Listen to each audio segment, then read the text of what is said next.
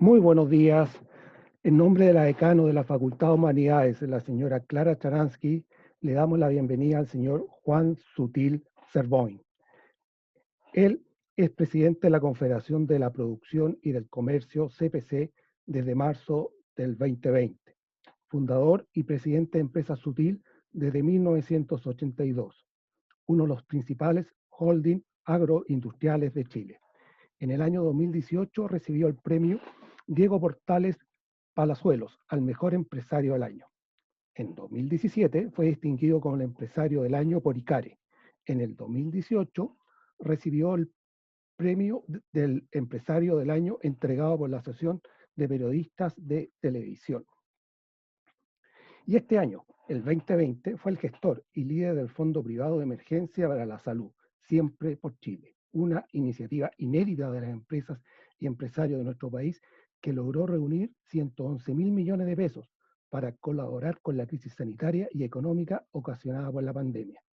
Con ello, han logrado ayudar principalmente a las personas más vulnerables en forma rápida y efectiva. Juan Sutil tiene 58 años, es casado, tiene 4 hijos y 6 nietos. Señor Sutil, bienvenido a la Escuela de Negocios de la Facultad de Humanidades de la Universidad Mayor. Director Castañeda, por favor. Bueno, muy buenos días, Francisco. Muchísimas gracias por la invitación. Muy buenos días a la Escuela de Negocios de la Universidad Mayor y a toda la comunidad universitaria y a todos los que nos están hoy día acompañando en esta reunión. Y decir que estoy muy contento de poder compartir con ustedes y les agradezco, reitero, la invitación.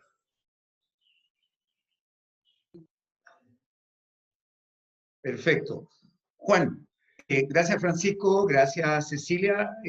Juan, muchas gracias por tu tiempo. Sabemos que eres un hombre muy ocupado, ¿verdad? Y como universidad estamos muy agradecidos por esta conversación que vamos a tener ahora. Y comienzo y expláyate con toda tranquilidad, tus puntos de vista, todo. Y es un conversatorio constructivo mirando el futuro. Recuerdo que en los años 80 se señalaba, siempre Milton Friedman decía, lo que mejor pueden hacer las empresas es generar empleo y generar empleo. Eso ya en la actualidad, las empresas, su principal función es generar empleo, pero también al mismo tiempo están preocupadas del medio ambiente, de los temas de género, incluso de los temas sociales. Por ejemplo, en el caso de ustedes con la pandemia generaron, como decía Francisco, un fondo muy grande para ayudar a los sectores menos aventajados socialmente. ¿Cuál es la función social del empresario hoy día, Juan? Bueno, mira, lo que señalaba Milton Friedman era que las empresas tenían que maximizar las utilidades para sus accionistas y que eso era el fundamento de su aporte a la sociedad, porque al final la competencia y la maximización de utilidades se transformaba en productividad, competitividad y bienes y servicios de mejor calidad al consumidor. Y ese era su gran aporte. Sin embargo, uno tiene que mirar las cosas en términos, creo yo, de su contexto histórico y no en términos de las circunstancias o, digamos, la evolución empresarial o la evolución ética. Porque si uno juzgara lo que ocurría en el año 1500 o lo que ocurría en el año 1800, o incluso si uno juzgara lo que ocurría en el año 1900, donde ni siquiera las mujeres tenían derecho a voto, uno podría decir qué horror, qué sociedad se vivía. Y en esos tiempos tenían cierto contexto histórico. ¿Por qué digo esto? No con el interés de defender a Milton Friedman, sino que poderlo situar en la realidad. Bueno, hoy en día las empresas, a juicio mío, son más que bienes y servicios de calidad. Las empresas tienen propósito. Y cuando hablamos de empresa, estamos hablando de emprender. Estamos hablando de empresas de toda naturaleza. Una universidad, si bien es una institución, pero finalmente su objetivo es emprender, es ser una empresa útil a la sociedad con un propósito al respecto. Y probablemente es, en el caso de una universidad, la educación de mejor calidad, el entorno, la investigación, sus profesores, sus alumnos, y ustedes deben tener miles de preocupaciones. Y en el ámbito de la empresa, ese ecosistema que hoy día lo componen las trabajadoras, los trabajadores y los empresarios, y ese ecosistema es la empresa, hoy va más allá que bienes y servicios de calidad y tiene que tener una interrelación con la sociedad, tiene que estar insertada en su territorio, tiene que estar interconectada con la comunidad, con su vecino, y eso ha ido evolucionando en el mundo. Incluso hay movimientos, como el caso de las empresas B, que de alguna manera le han transformado esta actitud propositiva en cierta métrica que permita considerarla. Y en esas métricas, por ejemplo, el concepto B considera no solo la métrica de la competitividad de la compañía, también de su equidad interna, también de su participación en la comunidad, el respeto al medio ambiente, el respeto al vecino, la preocupación por el proveedor, la preocupación por el cliente, el respeto al producto y a la propuesta de valor. Y eso hoy compone finalmente lo que es una empresa. Y en ese sentido, yo tengo que decir, Francisco, en este caso Francisco Castañeda, porque está también don Francisco Vázquez, en ese sentido, yo tengo que decir que mi paso por la Confederación de la Producción y el Comercio, CPC, y recorrer las empresas, las comunidades, uno ve que eso está sucediendo. Por ejemplo, como decía don Jorge Alessandri, que fue un gran presidente en Chile, que siempre decía hechos y no palabras. Ayer, con mi amigo alcalde Claudio Castro, a las 11 de la mañana, se inauguró lo que se llama La Fábrica. Y La Fábrica es un centro de interacción de las empresas con la comunidad, con la colaboración de las empresas de Renca. Y participaron muchas empresas. En Renca hay más de 6.000 empresas, de las cuales hay pequeños emprendimientos, hasta grandes empresas como la Coca-Cola. ¿Y qué es lo que hace La Fábrica? Por ejemplo, se lanzó la campaña Contrata a tu vecino. En Renca, las empresas generan 100.000 empleos y en este caso, solo el 14% de los renquinos trabajan en su comuna. Y eso le significa desplazarse, eso le significa tener problemas, eso le significa una falta de ecosistema propio.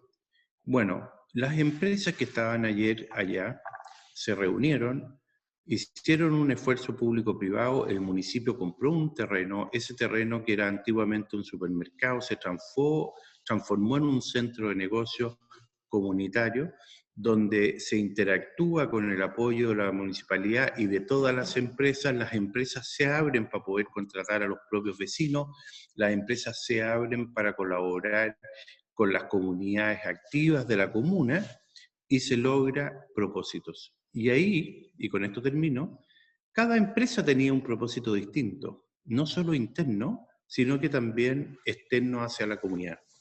Por lo tanto, la función social del empresario va, en mi opinión, directamente relacionada con la empresa. O sea, el empresario no es nada sin la empresa, los trabajadores no son nada sin la empresa y el ecosistema se llama empresa, que es la que actúa hacia la comunidad. Y por cierto, el empresario o la familia empresaria o el accionista tiene que tener también la suscripción de todos esos propósitos que permitan que la empresa sea más que bienes y servicios de calidad. Juan, un tema que obviamente está candente fueron las consecuencias posteriores del estallido social del 18 de octubre y luego el golpe mortal de la pandemia. Hemos visto zona cero de Santiago, algunas comunas destruidas con sus comerciantes en el suelo, ¿verdad? Con proyectos de vida truncados, ¿ya? La economía cayó del 3% antes del 18 de octubre, se corrijo su proyección de crecimiento al 1%, y obviamente hay mucha expectativa con el proceso constituyente, ¿ya? La expectativa está muy alta y uno dice, bueno, necesitamos una constitución generalista que abra el marco global, o necesitamos una constitución en la cual se especifiquen los derechos sociales, ¿verdad? ¿Tú cómo ves el futuro de esta discusión a la luz de los acontecimientos que no han sido de nada positivo para la sociedad y para la economía chilena, incluido el 18 de octubre y la pandemia? Bueno, yo creo que antes de contestar uno tiene que hacer una base. Para mí la gran base está en que posterior al 18 de octubre hay una gran marcha de más de 1 millón de personas por la Alameda, y yo me quedo con esa demanda. Y también tengo que decir que lo que ocurrió el 18 de octubre, que es violencia, delincuencia, despojo, fuego, iglesias destruidas, el sistema del metro destruido, eso para mí es anarquía, eso es violencia extrema, y eso no conduce en nada a una sociedad. Y por lo tanto, yo asumo que los grandes cambios sociales, si bien es cierto hay que ser honrado, de alguna forma la propia violencia hace generar conciencia, cuando uno incluso no la comparte, pero al final uno tiene que quedarse con la demanda social, que por justa es además entendible que todos aspiremos a tener mejores educación, mejor salud, mejores pensiones. Y en ese sentido, yo creo que lo que nosotros tenemos que hacer es entrar en un proceso que nos mire y nos proyecte al desarrollo del futuro. Y lo digo claramente, porque si yo tuviera que aspirar, a mí me encantaría ser un país como Portugal, España, Noruega, Suecia, Finlandia, y esos países que entre paréntesis están gobernados, muchos de ellos por sociales demócratas, y pasan de los socialdemócratas a la democracia liberal y van construyendo paso a paso, han logrado con mucho esfuerzo, trabajo, la anhelada social, o dicho de otra forma, la sociedad de bienestar. Y eso es fruto de desarrollo, trabajo, respeto a la democracia, respeto a las instituciones, respeto a la educación, a la investigación, respeto a las empresas. Nosotros hemos estado trabajando con el mundo sindical para entender su proceso en Europa. Me sorprende a mí cómo quieren a las empresas, cómo respetan a las empresas, cómo el mundo político respeta a las empresas. ¿Y por qué digo esto? Porque yo tengo la esperanza, y creo que así va a suceder, que vamos a tener una constitución relativamente equilibrada, más bien minimalista que maximacista, y en esa constitución yo creo que también tenemos que corregir, entre otras cosas, reforzar la democracia, y para reforzar la democracia hay que corregir el sistema político. Ya vemos cómo está funcionando y muy mal. A mí no me gusta un sistema político que de repente con un 0,3% de los votos en Talca salga un diputado que finalmente no cumple con el estándar, las competencias, las capacidades para poder colegislar en beneficio de todos los chilenos. Por lo tanto, yo creo que hay que corregir el sistema político precisamente para darle estabilidad, precisamente para permitir que haya terreno fértil para que la sociedad se desarrolle. Y en ese aspecto también tiene que haber derechos sociales que también el Estado los pueda cumplir, porque hoy día la Constitución dice que todos tenemos derecho a la salud, derecho a la educación, derecho a una pensión, y quien proporciona esos bienes son el Estado, de acuerdo a las capacidades que tiene y que le entregamos todos. Y así todo, el Estado hoy día no los puede cumplir. Entonces, al final, yo creo que nosotros tenemos que tener una institucionalidad que fortalezca la democracia, la haga más participativa, por cierto, pero que genere los incentivos para que no se produzca esta pulverización de partidos políticos y esta pulverización que nadie entiende en el Congreso. Tiene que reforzar las instituciones y darle la independencia que corresponde. La independencia de los poderes del Estado es fundamental. La consagración de los acuerdos internacionales y la Declaración Universal de Derechos Humanos, que ahí estamos hablando de libertad, libertad de expresión, libertad de educación. Y tenemos que, por cierto, proteger la propiedad, porque la propiedad es fundamental, porque las personas, a través de ella, cumplen su rol social. Y en ese sentido tampoco se puede pulverizar, porque uno puede consagrar la propiedad y acto seguido puede expropiar y pagar un vil precio, o acto seguido puede pagar con un bono, como ocurrió en la época de la reforma agraria, que esos bonos con la inflación terminaron valiendo cero, y fue más bien un despojo que una expropiación. Y eso yo creo que también son cosas que son muy delicadas, porque Chile no tiene recursos internos para poder continuar su senda de desarrollo futuro.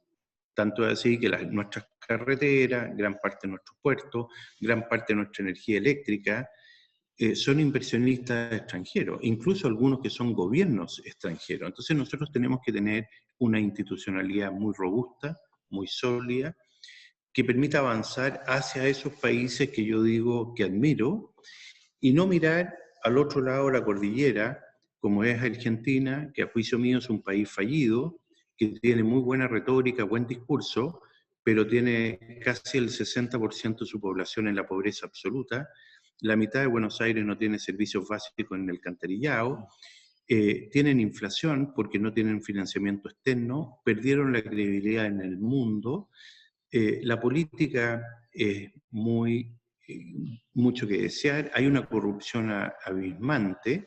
Entonces yo digo, ojo, cuidado, pongamos las condiciones para que se produzca excelencia, y esa excelencia nos permita tener un mejor país. Ya. Juan, tú mencionaste que el Estado no cumple o no cumple a cabalidad, digamos, su rol protector social, tal como mencionan algunos países europeos. ¿Qué es lo que debería tener este Estado para el siglo XXI? Por ejemplo, algunos países asiáticos, el Estado hace alianzas con el sector privado, la misma China, en el pasado Japón, ¿verdad? ¿Cómo ves que el Estado debería reconfigurarse para el siglo XXI para que además sea aliado estratégico del sistema de empresas? Bueno, yo creo que aquí hay un imperativo ético para toda la sociedad de modernizar el Estado.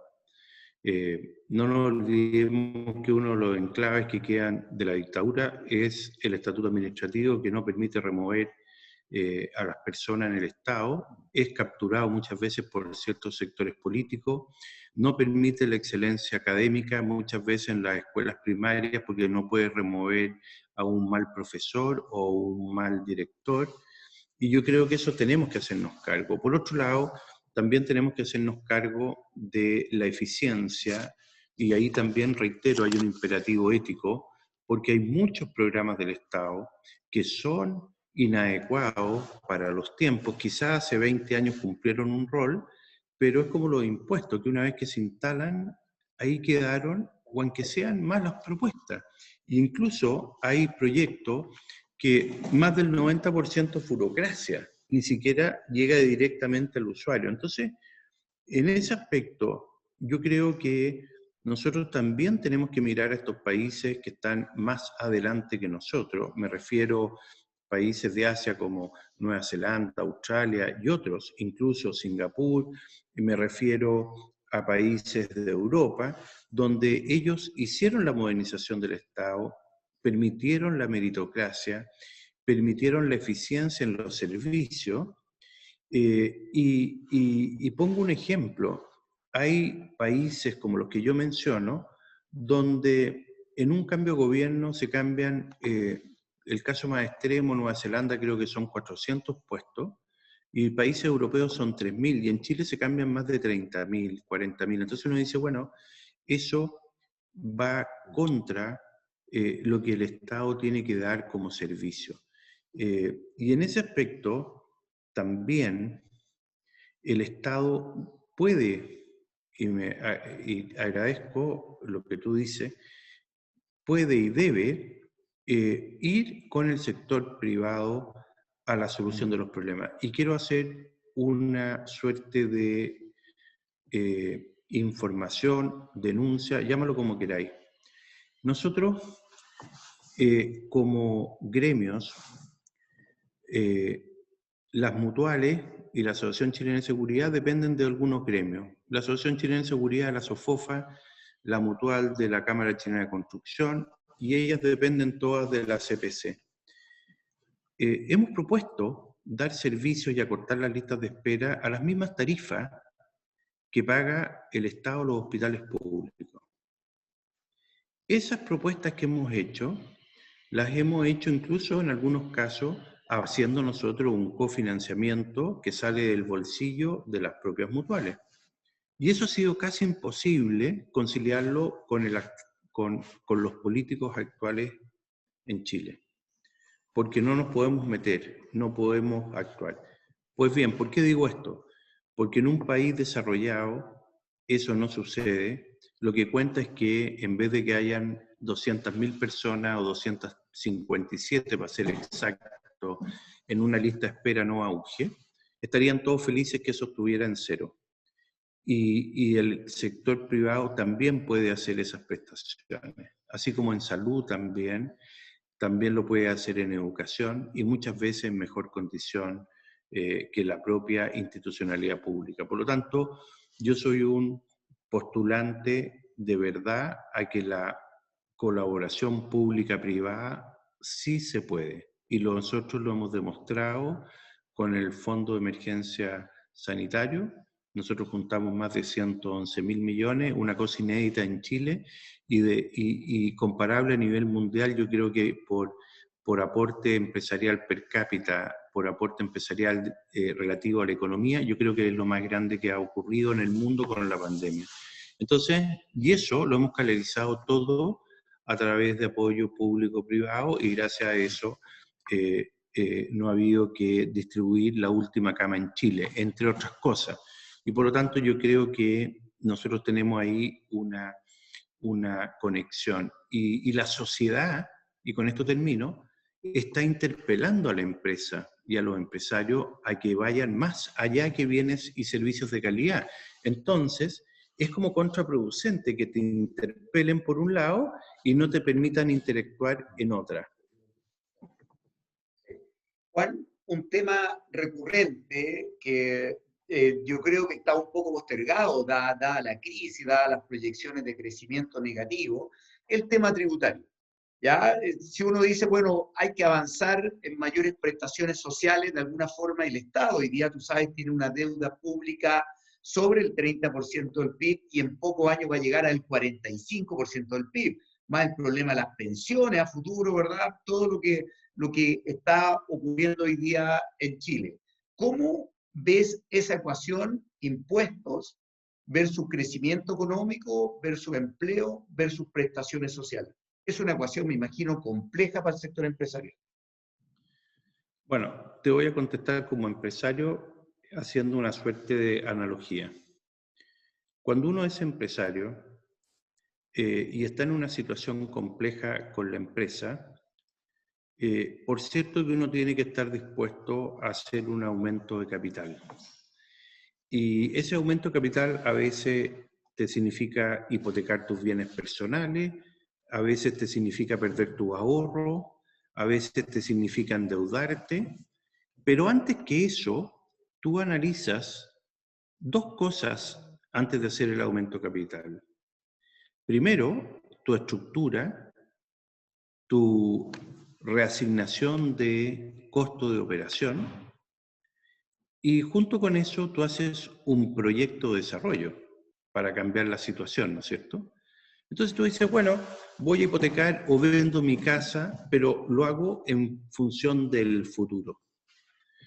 Pues bien, yo como empresario o representante de los empresarios, debo decir que nosotros siempre hemos estado dispuestos a hacer el aumento capital, a contribuir con nuestro trabajo y a través de nuestro trabajo con los impuestos. Lo importante es que eso no vaya a un fondo vacío o a un hoyo negro. Y mi sensación es que hoy el Estado tiene fugas monstruosas. Y voy a poner ejemplos reales.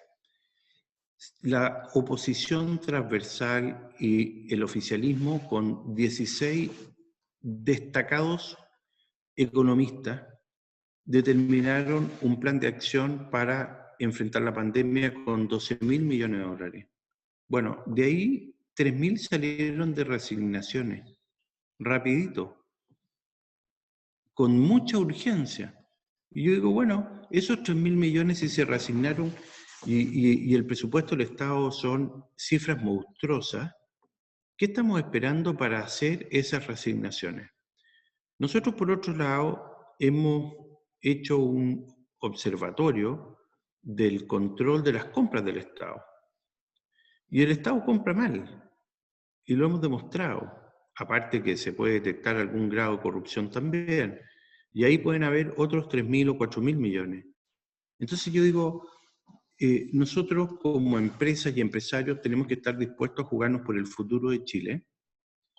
Tenemos que asignar también esos impuestos, pero también tenemos que hacerlo en función de que nadie se ahogue. Y cuando tú ves los impuestos corporativos, Chile está en la tabla alta de la OCDE.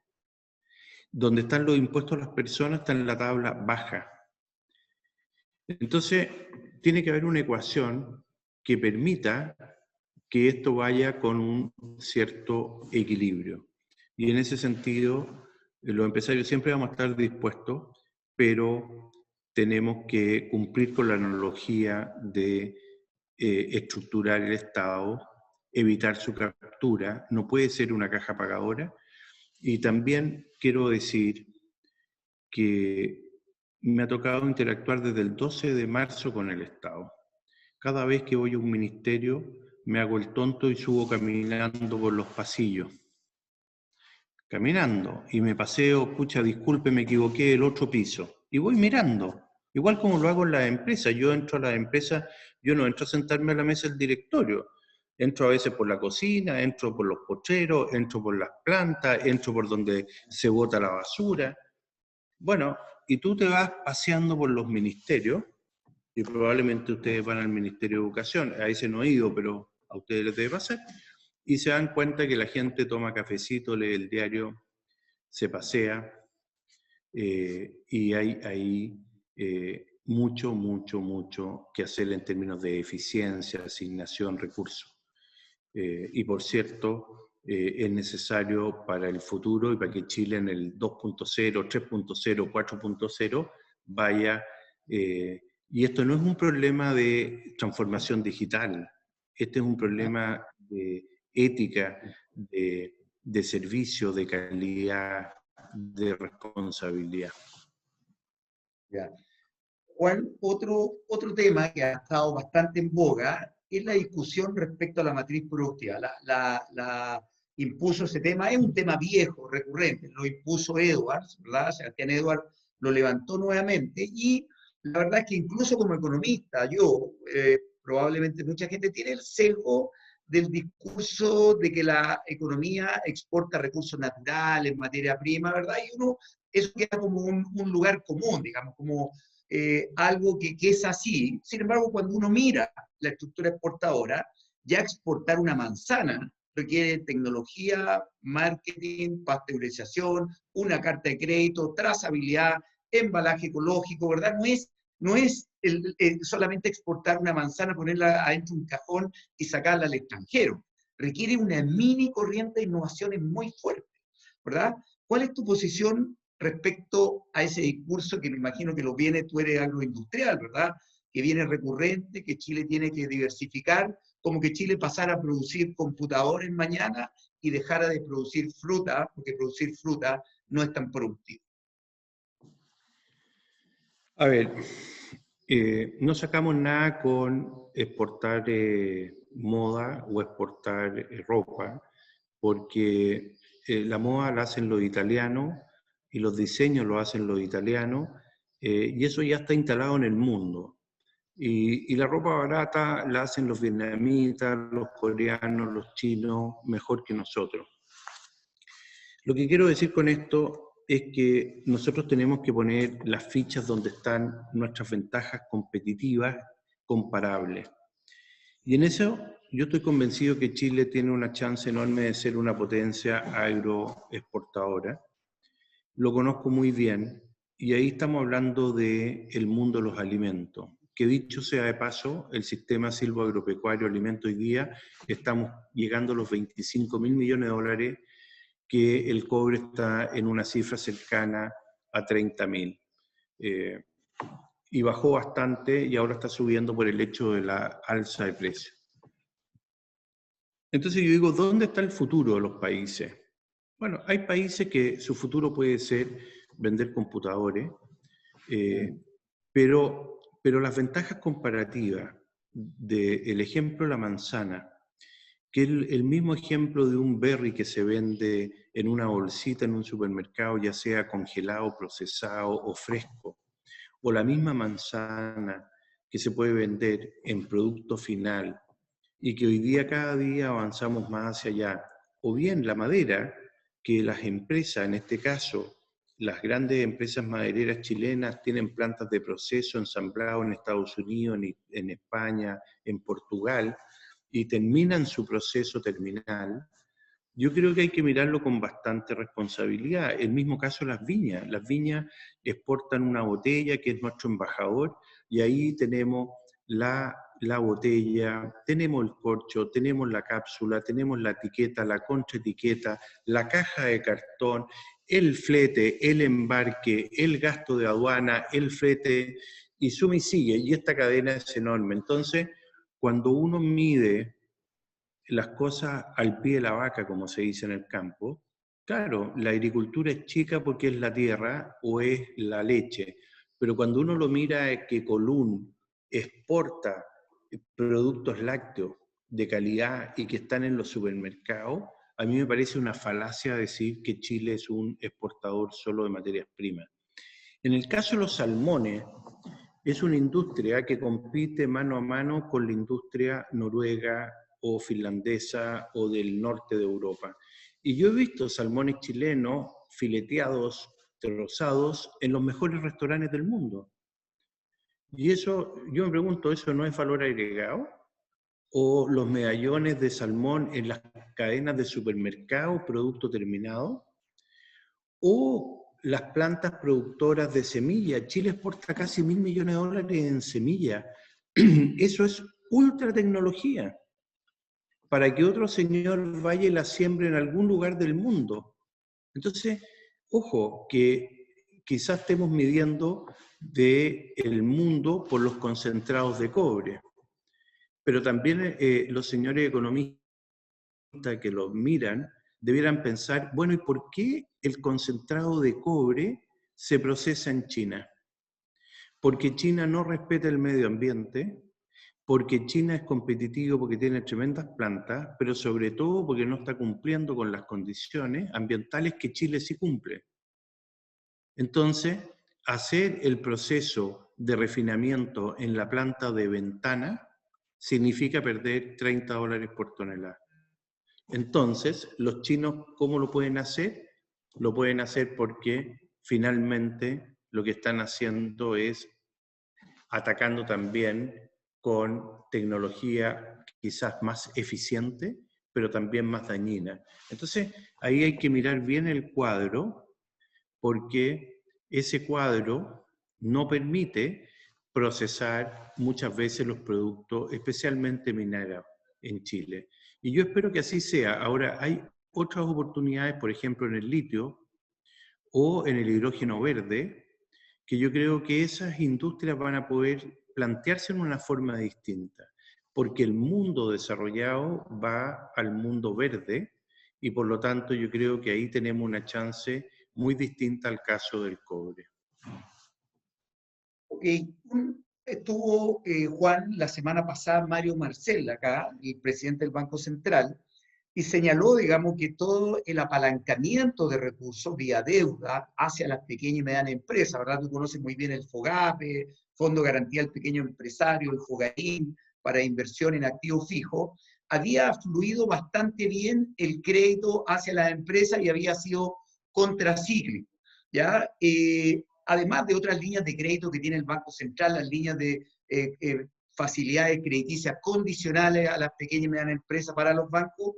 Tú como empresario, digamos, ¿cómo evalúas el rol tan criticado siempre de la banca en esta crisis? Bueno,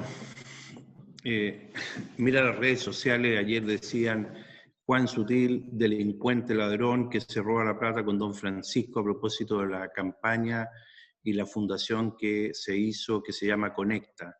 Y resulta que hoy día ya tenemos 40.000 alumnos, perdón, 40.000 adultos mayores con protección, con comunicación y simplemente vamos a ser siempre criticados. Y en ese sentido pienso que esta caricatura siempre le cae a la banca, pero la banca chilena tiene mucha profundidad, es sólida, es respetuosa, tiene tasas. Solamente decir que en Argentina hoy día un crédito en pesos cuesta el 120% al año y un crédito en dólares cuesta el 30%. En Chile eso cuesta un 2% al año y en dólares cuesta el 2,5%. Entonces, las cosas hay que aquilatarlas bien. Y un crédito de consumo cuesta un 10% al año y en Argentina no existe. Entonces, se tiende a simplificar la discusión. Ahora, si vamos a la reacción de la banca, yo creo que la banca ha actuado ejemplarmente, con el apoyo ejemplar también del Banco Central. Mario Marcel es un gran economista, es un gran líder, es un gran presidente del Banco Central y es un hombre que sabe leer bien la economía.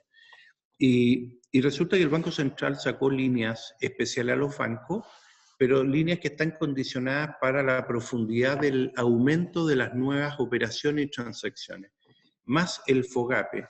Y eso significó que el 97% de las colocaciones hayan estado en pequeñas y medianas empresas, en términos de valor y en términos numéricos. Y eso yo creo que es muy, muy importante y demuestra con qué eficiencia ocurrió.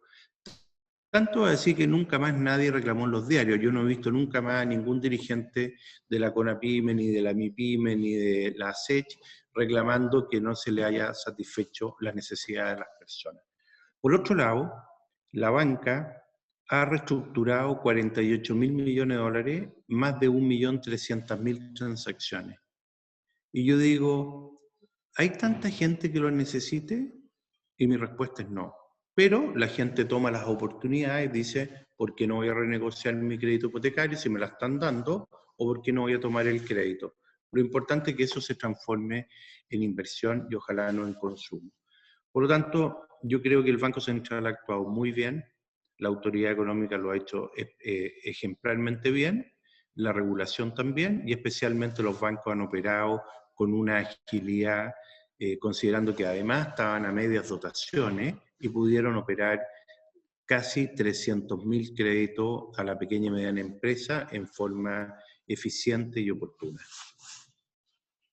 Juan, un tema que está muy candente, me gustaría ver como, bueno, como empresario y mirando el mercado de capitales chileno, este probable segundo retiro, ¿verdad?, del 10% de los fondos de pensiones. ¿Cómo evalúa como política pública, digamos, porque de alguna forma está siendo avalado por los parlamentarios y por el y por el mismo gobierno. Y en ese contexto, tú que has sido crítico también del gobierno en algunos aspectos, por ejemplo, es muy extraño cuando uno mira, Chile es el país que más ha gastado su gobierno para apoyar la economía en términos de porcentaje del PIB. Digamos, esos datos están saliendo todos los días, pero al mismo tiempo hay una serie de políticas que se están aplicando, ¿verdad?, que juegan en el sentido contrario de lo que está haciendo el ministro de Hacienda. ¿Cómo evalúas este puzzle que se cierne sobre la economía chilena y que está trayendo,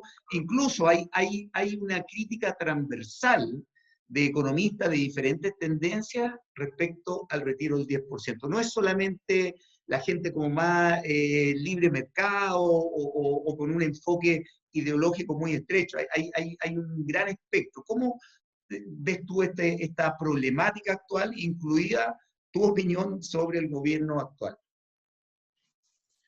A ver, primero me quiero poner en un contexto. Hay como una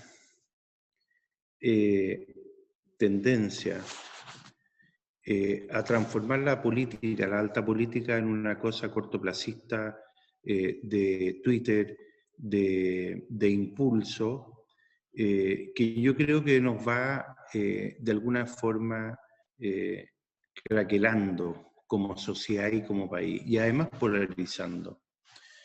Y yo creo que tenemos una gran oportunidad en esta convención constitucional de hacer las cosas lo suficientemente bien para tratar de generar los incentivos correctos para que Chile tenga estabilidad, ya sea con un sistema político semipresidencial como el francés, ya sea como un sistema presidencial como el americano, con incentivos a grandes bloques como los teníamos antes en el proceso nuestro con el binominal, pero que permita gobernabilidad, porque hoy día no tenemos ninguna. Y al no tener ninguna, lo que ocurre es que todo se critica.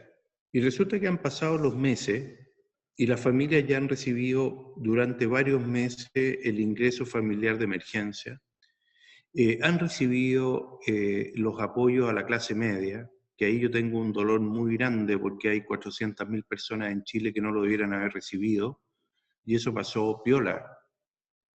Y eso te demuestra el grado de deterioro de la sociedad, porque cuando tú te metes, yo no sé si tú te metiste, pero te metes al sistema, te preguntan, ¿usted, señor, tuvo una caída de más de un 30% de su ingreso?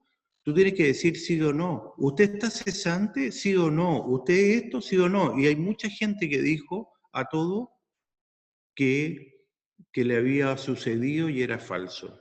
Y eso es muy grave, porque eso va demostrando cómo la sociedad se nos va deteriorando. El honor lo vamos perdiendo.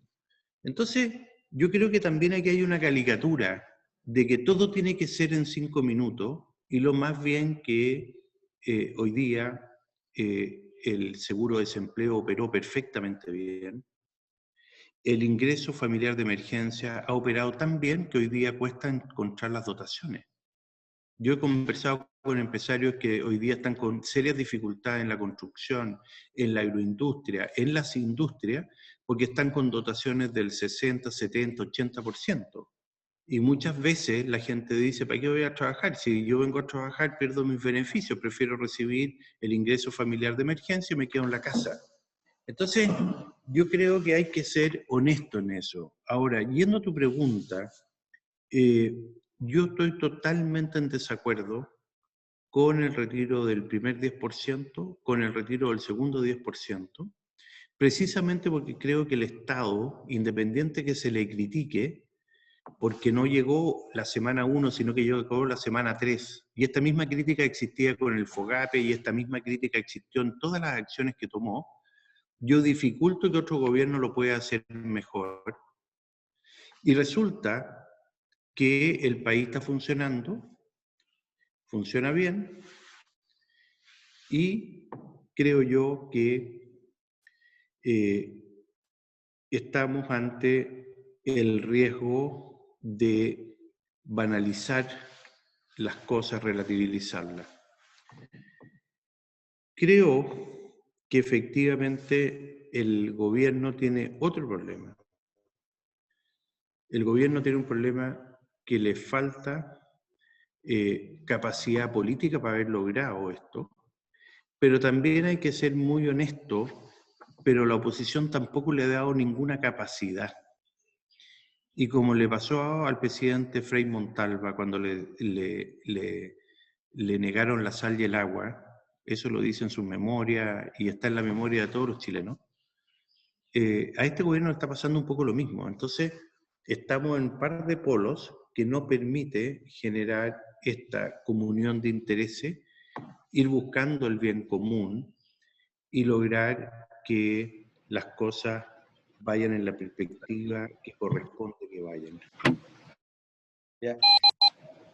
Juan, un tema que te he visto en algunas entrevistas en prensa, el tema de cómo ves tú la relación entre la empresa y las instituciones de educación superior, donde en el fondo, ¿cómo ves esta articulación respecto a la capacidad de construir capital humano, de lograr inclusión social? ¿Cuál es tu visión y cuál es tu experiencia práctica? Porque sí vi que tienes una experiencia práctica también en este ámbito. Bueno, yo creo que es fundamental. Los países crecen, se desarrollan cuando tienen talento. Y el talento lo entregan las instituciones de educación, primaria, secundaria y universitaria. Ayer precisamente estábamos en una reunión larga con un gran empresario que es Sandro Solari, que me está ayudando en esta materia. Estábamos con el rector de INACAP y otros más, discutiendo cómo podíamos perfeccionar esta interacción, especialmente en los liceos técnicos profesionales. Chile tiene más de 900 liceos técnicos profesionales, los gremios tenemos 52, e ir potenciando eso. Y ahí tú te vas topando con todo tipo de situaciones, pero lo más relevante es que hay un modelo que ha sido muy exitoso que es SNA Educa, que tiene sus 20 colegios técnicos profesionales, donde tienen empleabilidad de sobre el 95% de los chiquillos cuando salen. Esos tienen una gobernanza con un comité o directorio empresarial en cada sede, en forma voluntaria y gratuita, por supuesto, que son empresarios que se dedican a colaborar con la institución y con el colegio y con el profesorado para llevar los chiquillos a ciertos estándares, la educación a mejores estándares, conocimiento de la empresa, interacción, práctica. Y eso lo cuento porque tú dijiste, bueno, algo sabe usted de esta materia. Y lo que sé es precisamente esta experiencia en los años que he sido director de la Sociedad Nacional de Agricultura. Y creo que esas experiencias son vitales y las universidades, los institutos técnicos profesionales, los colegios, las escuelas, tenemos que ir buscando profundizar esa relación. Es básica. Alemania lo hizo hace unas décadas atrás y miren el éxito alemán. Los países del norte de Europa también lo han hecho, los países del sur de Europa lo han hecho. Y bueno, y todos los países que yo he mencionado que uno tiene cierto grado de admiración, es porque también han podido avanzar ahí. Y creo yo que nosotros ese capital humano, sin duda, lo tenemos que enriquecer aún más, y con el compromiso no solo institucional de las instituciones de educación, sino que también con la interacción empresarial, porque ahí también están los valores al trabajo, al servicio, al esfuerzo, a la libertad, que son tan indispensables para que los países se puedan desarrollar. Sí, en ese contexto, Juan, te puedo mencionar que la Universidad Mayor, la Escuela de Negocios, ¿verdad? Como bien tú sabes, ha definido un sello de emprendimiento, de innovación, de cercanía con la pequeña y mediana empresa, con el levantamiento de empresas, con startup. Nosotros tenemos un centro que se llama Pyme Crece, donde vinculamos a los alumnos, ¿verdad?, con asesoría concreta en pequeñas y medianas empresas, que siempre estamos buscando espacio para eso, y Y eso que tú nos cuentas, digamos, es un lugar común respecto a lo que nosotros creemos que hay que hacer en educación, vincularlo con las empresas para poder lograr el desarrollo de estas habilidades prácticas. Y un poco para ir concluyendo, Juan, ¿qué mensaje, por ejemplo, tú como empresario, con toda tu experiencia, le puedes dejar a los jóvenes? Muchos de los que están aquí hemos transformado nuestra vida también estudiando, saliendo adelante, trabajando duro, ¿verdad? Y uno ve las nuevas generaciones con el mismo sueño, ¿ya? O sea, la gente que estudia en los institutos profesionales, centros de formación técnica, instituciones universitarias, liceos técnicos profesionales, educación dual, en la Sociedad Nacional de Agricultura, en los colegios de ustedes, toda la gente tiene un sueño. Quiere transformar su vida, la de su familia, quiere de alguna manera ser emprendedor, quiere ser un buen empleado, quiere ser un empresario, quiere de alguna manera dar vuelta al destino y salir adelante. En este contexto de pandemia, ¿verdad? De muchos cambios que están ocurriendo en Chile a una velocidad muy fuerte y que bien tú señalas, a pesar de todo, ha habido relativa cierta estabilidad. ¿Cuál es el mensaje que tú le dejas a todos estos jóvenes que están buscando de alguna forma transformar su vida hacia el futuro para transformar la vida de ellos y la de su familia? Bueno, primero decir que conozco de oída, como hicimos en el campo, de Pyme Crece, y felicitar a la Universidad Mayor y felicitarte, Francisco, porque es realmente un centro de conexión muy relevante para la comunidad, para la sociedad y para la comunidad universitaria y los alumnos. Así que reitero mis felicitaciones. Segundo, decirle a los cabros, o a los chiquillos, o a las niñitas, o a las chiquillas, la importancia de la educación y de la excelencia en la educación. Todos conocen mi historia. Yo salí del colegio, estudié en el IPB, Administración, en Vespertino. Yo tenía que trabajar. Yo soy fruto del esfuerzo. Y lamentablemente no pude terminar mi carrera porque tuve que optar por o trabajar bien o estudiar bien. No podía hacer las dos cosas, porque era muy intenso. Y estudiar de las 7:30 de la tarde a las 11:30 de la noche tampoco es fácil. Y yo tengo profunda admiración por la gente que lo hace. Entonces, yo creo que lo que hay que hacer cuando uno es joven es tomárselo en serio. Nosotros somos más hijos del rigor. Yo miro aquí a Francisco Vázquez y él me debe mirar a mí, más o menos andamos en la edad, así que sabemos lo que ocurría en el pasado, hace 40 años en Chile. Y finalmente uno, cuando se dedica correctamente a los estudios, le pone el amor, le pone el corazón, pone el deber antes del placer, pone el esfuerzo antes el trabajo, el futuro, se permite una condición que es muy importante, que se genera capital. Capital social, capital intelectual, capital económico. Y cuando uno va a la Real Academia Española y mira qué significa capital, capital significa, en dos palabras, trabajo acumulado. Y eso es fruto del esfuerzo. Entonces yo le digo a los chiquillos, si queremos hacer un mejor país, si queremos construir una mejor sociedad, el aporte que cada cual puede hacer va a ser más grande y relevante en la medida que aporte capital, ya sea económico, social, cultural, cualquier capital que le permita desarrollar sus competencias y talento. Y en ese sentido, también quiero decirle a los emprendedores, porque yo fui un emprendedor, soy un emprendedor y hoy día soy un empresario, que lo primero que hay que hacer es también acumular capital. No irse a comprar la camioneta, no irse el fin de semana, trabajar, tener un esfuerzo. Los países, fíjate, que no han salido de las crisis sin esfuerzo. Mira lo que fue Alemania después de la Segunda Guerra. Puro trabajo los alemanes, hasta lograr la sociedad de bienestar.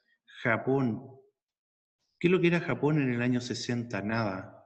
¿Cómo lo logró? Se tuvieron que sacrificar 2 generaciones. Yo siento que la generación de nosotros, de los otros 3 que estamos conversando, de alguna forma hemos sido las generaciones de sacrificio. Pero yo creo que a Chile le falta más. Y creo que eso es el gran aporte que pueden hacer los estudiantes o estudiantas de la Universidad Mayor y lograr que así haya un aporte real a futuro a la sociedad. Ya. Juan, la verdad es que muy interesante la conversación, tu punto de vista siempre son muy directos, muy honestos, ¿verdad? Y eso se echa de menos en el clima actual, ¿ya? Así que te doy las gracias. Aquí voy a dar las gracias primero a los colegas Francisco Vázquez, Cecilia Valladares y Guillermo von Kretschmann, ¿verdad? Por estar acá con nosotros y organizar esto. Y muchas gracias, colegas de la Escuela de Negocios, y al mismo tiempo darte las gracias de parte de nuestra decano, que tenía una actividad que no podía suspender fijada de antes, nuestra decano Clara Charansky, y las gracias de parte de nuestro rector, señor Rubén Covarrubia, que estoy seguro que está mirando esto muy interesado en conocer tu punto de vista. Así que de parte de la comunidad académica, Universidad Mayor, y de todos nuestros alumnos conectados dentro de Chile y fuera de Chile, veo mucho acá, la verdad es que te damos las gracias y esperamos que te vaya muy bien en tu rol de líder empresarial. Tienes que tener mucha conciencia que estás en un momento de mucho cambio y la responsabilidad es muy grande. Y nosotros estamos seguros que con esta experiencia de vida vas a poder afrontar muy bien el desafío. Bueno, yo agradezco, reitero, a Francisco Vázquez, a la Cecilia, a ti, Francisco, a Guillermo, la invitación, la considero mucho valor. Quiero decir también que le agradezco a la decana, a la señora Clara Charansky. Yo la encuentro una mujer muy superior, a una mujer con pantalones, lo demostró públicamente en su momento, tiene una convicción de la vida muy especial, muy valiente, así que le agradezco a ella también que me dé la oportunidad de poder conversar con ustedes como decana. Y al rector también felicitarlo por la universidad y su liderazgo. Muchas gracias. Muchas gracias a todos y hasta pronto, hasta una nueva invitación. Así que gracias, Juan, y por tu tiempo. Un gusto, saludos a todos. Gracias a todos, gracias. Gracias.